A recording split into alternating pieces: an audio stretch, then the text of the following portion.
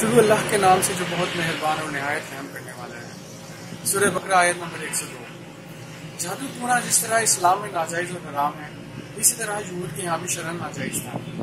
اس کے باوجود یہود اقتدار کی ہوس میں حضرت سلیمان علیہ السلام سے سلطنت چھیننے اور ان پر غلبہ حاصل کرنے کے لیے جادو سیکھنے لگے۔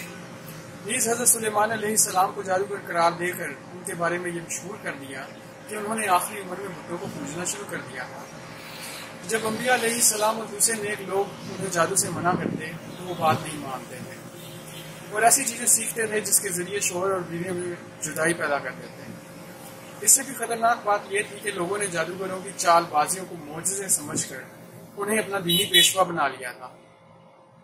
اللہ تعالیٰ نے یہود کی ان بدعمالیوں اور مشرکانہ عمل کا تذکرہ کر کے امت محمدیہ کو متنبہ فرمایا کہ جادو بہت بڑی چیز ہے، جس کے بدلے انہوں نے اپنی جانیں بیچ ڈالی اور آخرت کا نقصان اٹھایا۔